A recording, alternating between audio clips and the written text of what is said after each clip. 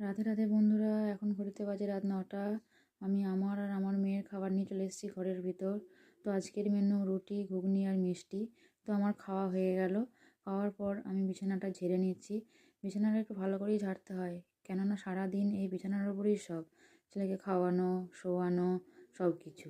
তাই এরপর আমি আমার ছোট্ট গোপালের বিছানাটা করে নেব।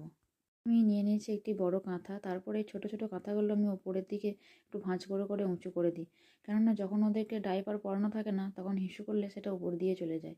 তাই মাথার দিকটা একটু উঁচু করে দিলাম। আর এই শীতকালে রাতের বেলায় আমি প্রতিদিনই ওকে একটা করে ডাইপার পরিয়ে দিই। তবুও একটা অয়েল পেপার দিয়ে রাখি, বলা যায় না, ছোটো বাচ্চা তো কখন কি করে। তারপর আমি ঠান্ডা যাতে না লাগে সেজন্য একটু মোটা করে কাঁথা দিয়ে তারপর একটা ছোট ব্ল্যাঙ্কেট দিয়ে দিচ্ছি, যাতে একটু গরম গরম লাগে। তারপর ওকে ঢাকা দেওয়ার জন্য একটা ব্ল্যাঙ্কেট এবং একটা কাঁথা রেখে দিই, দুটো লেয়ার করে দিই, যার একটু গরম গরম এবং ভারী ভারী লাগে। শীতকাল তো। তো বিছানাটা করতে করতে আমি আপনাদের সঙ্গে কিছু কথা শেয়ার করে নিই, যে আমি এত ঠান্ডাতেও ছোট্ট গোপাল সোনার কীভাবে খেয়াল রাখি যাতে ও ঠান্ডা না লাগে। তো প্রথমেই বলি জামা পরানোর ব্যাপারে।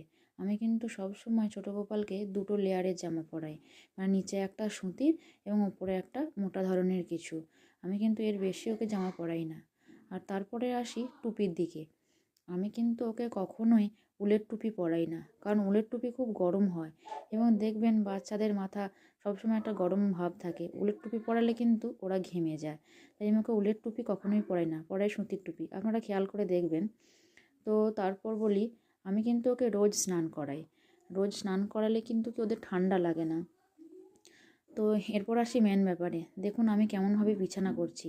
মশারিটাকে আমি কাপড় দিয়ে পুরোটা ঘিরে দিয়েছি। তার উপরে একটা বেডশিট আমি মশারির ওপরে দিয়ে দিচ্ছি। এর ফলে কি হয়, কোনো ঠান্ডা ঢোকার কোনো উপায় থাকে না। দেখবেন আমরা কিন্তু এখন বেশিরভাগ মানুষই পাকা ঘরে বাস করি। তো পাকা ঘরে খেয়াল করে দেখবেন ওপরের দিকে যে ভেন্টিলেটরগুলো থাকে, সেগুলো দিয়ে কিন্তু প্রচণ্ড হাওয়া ঢোকে। সেজন্য আমি রোজ রাতে শীতকালে এভাবেই বিছানা করি। কাপড়টা তো আগেই মশারিটা দিয়ে সেলাই করে নিয়েছি, আর ওপরে একটা চাদর দিয়ে দিলে কি হয়, ভেতরটা খুব গরম থাকে, পুরো তাঁবুর মতো। তো আমি যখন বিছানা করছিলাম, তখন ছোট্ট গোপাল ছিল ওর ঠাম্মির কোলে। দেখছেন কেমন বদমাইশ হয়েছে, খুব দুষ্ট হয়েছে আপনাদের ছোট্ট গোপাল। রাত 11টা না হলেও তো ওনার চোখে ঘুমই আসেন না। দেখছেন কেমন পিটপিট করে দেখছে।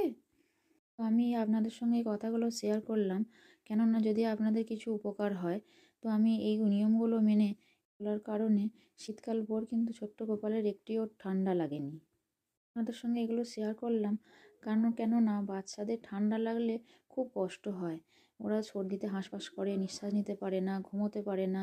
তাই এগুলো শেয়ার করলাম যাতে আপনাদের একটু হলেও যদি উপকার হয়। আমার বিছানা করা তো পুরোপুরি কমপ্লিট, দেখতেই পাচ্ছেন। তো আমার আজকের ভিডিওটা এই পর্যন্তই, আবার দেখা হবে নেক্সট ভিডিওতে। রাধে রাধে।